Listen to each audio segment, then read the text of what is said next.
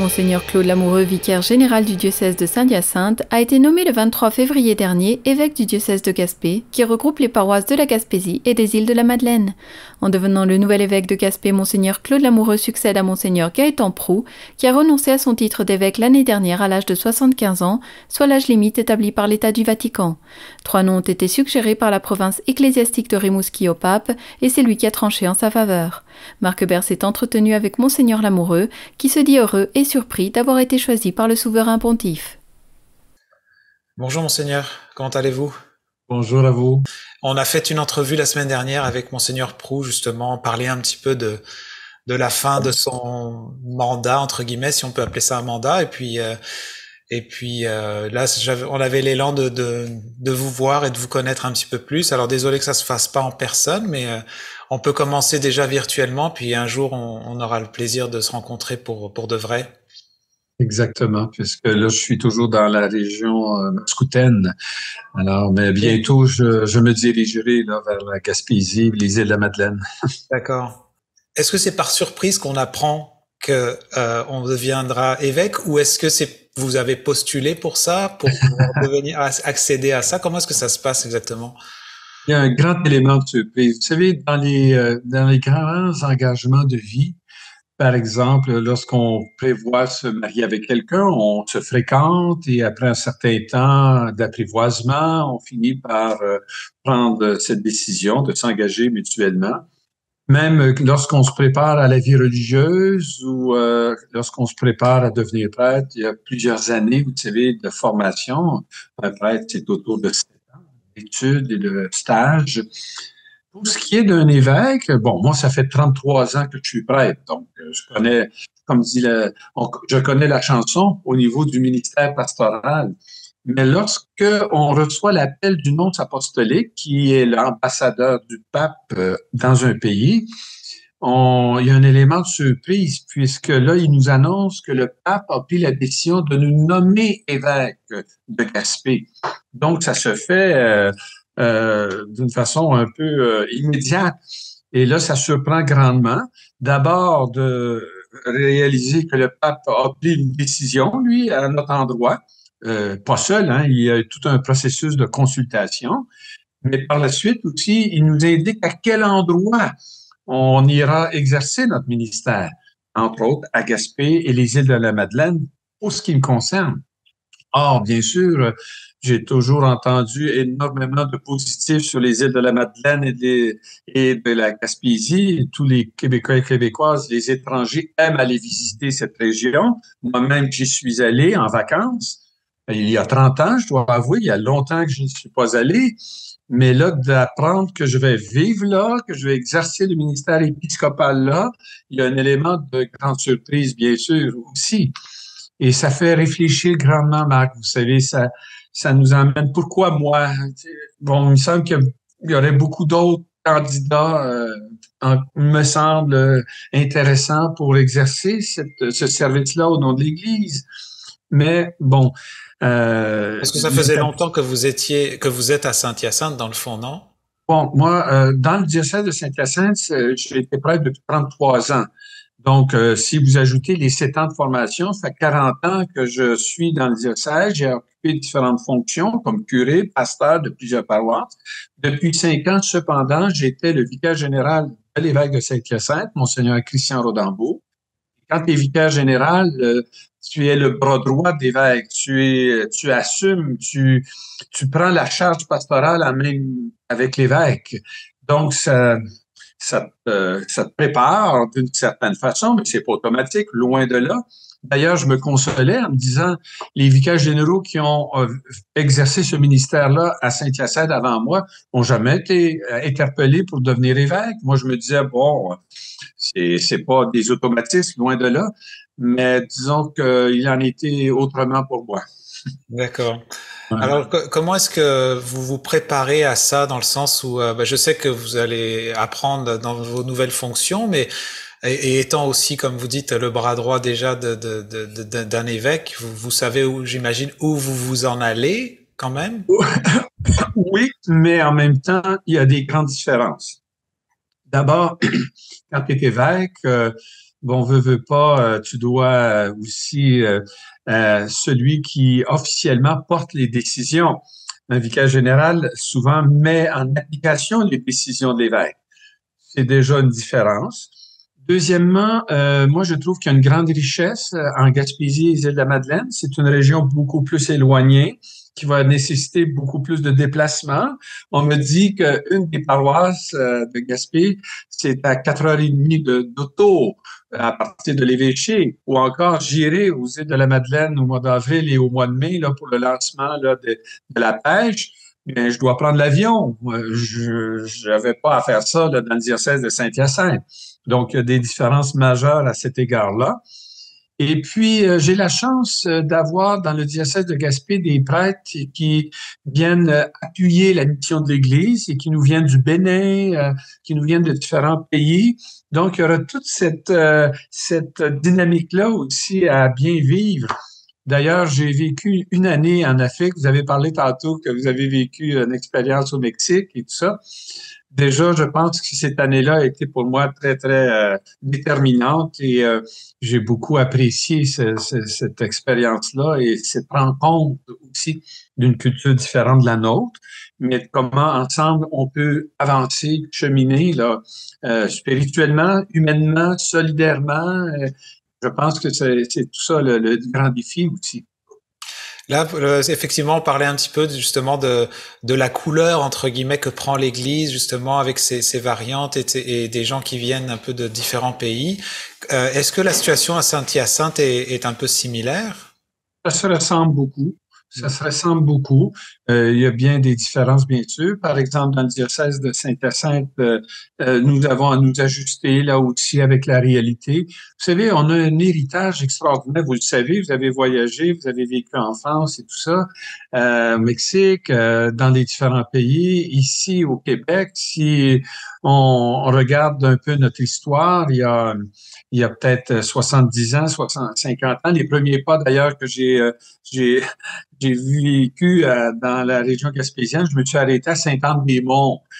J'ai vu l'immense église qu'il y a là. Peut-être qu'aujourd'hui, on ne construirait pas une église aussi grande, aussi prestigieuse que ça, selon nos besoins. Mais ça nous rappelle qu'il y a toute une histoire dont on est héritier et qu'on doit s'adapter à tout cela.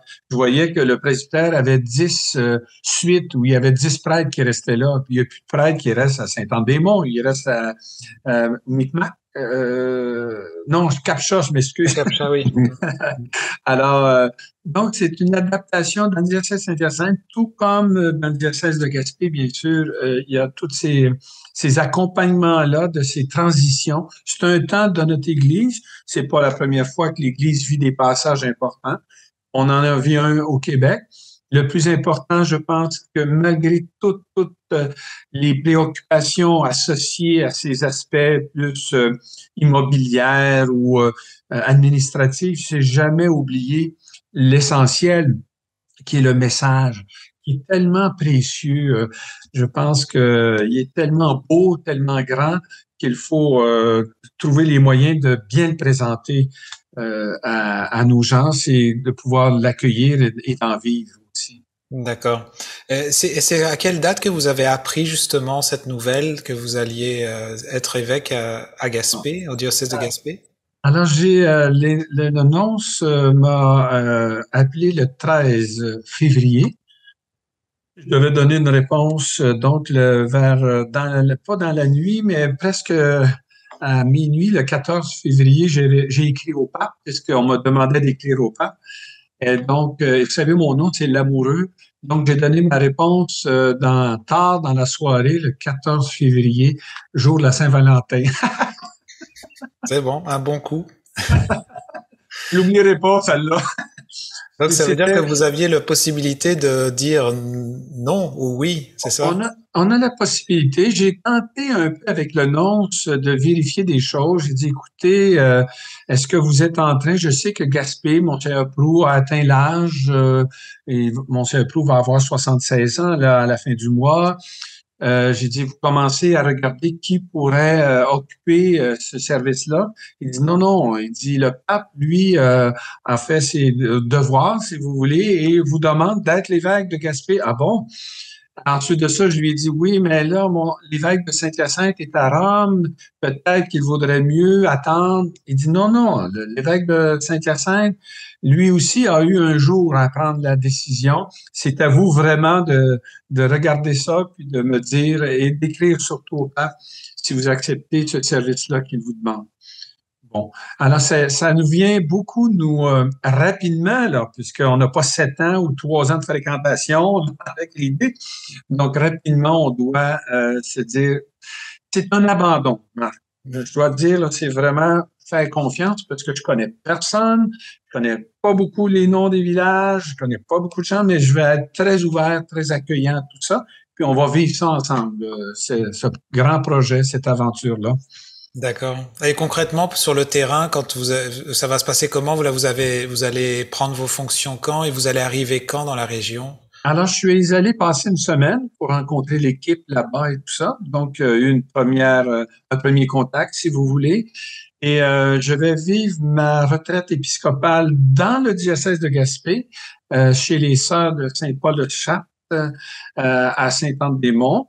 Et puis, après la Semaine Sainte, rapidement, je vais aller faire une visite aux îles de la Madeleine avec tous les prêtres actifs du diocèse de Gaspé. On va se rencontrer aux îles de la Madeleine pendant quelques jours. Je reviendrai à Gaspé pour des rencontres. Déjà, il y a des comités qui appellent que l'évêque soit là, le nouvel évêque. Et il y a l'ordination. Vous savez, c'est un moment fort en Église, pas juste pour moi, mais pour l'ensemble de l'Église, où le mercredi 3 mai à 14 heures, ça sera la grande célébration en même temps de l'ordination épiscopale. Parce que souvent, il est arrivé dans le passé que la personne qui était nommée à Gaspé était déjà évêque auxiliaire, par exemple, à Québec. C'est le cas de Monsieur Proulx.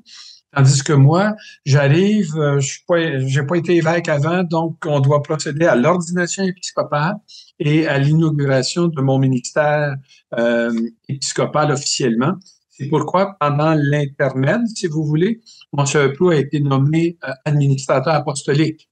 Donc, je suis l'évêque de Gaspé, mais n'étant pas sur le terrain, n'étant pas ordonné aussi, pendant cette période-là, il est nommé par Rome comme administrateur des choses courantes. Donc, de ce que j'entends, vous le prenez avec grande joie et ça a l'air justement d'être un défi, une aventure dans le fond que vous prenez à cœur.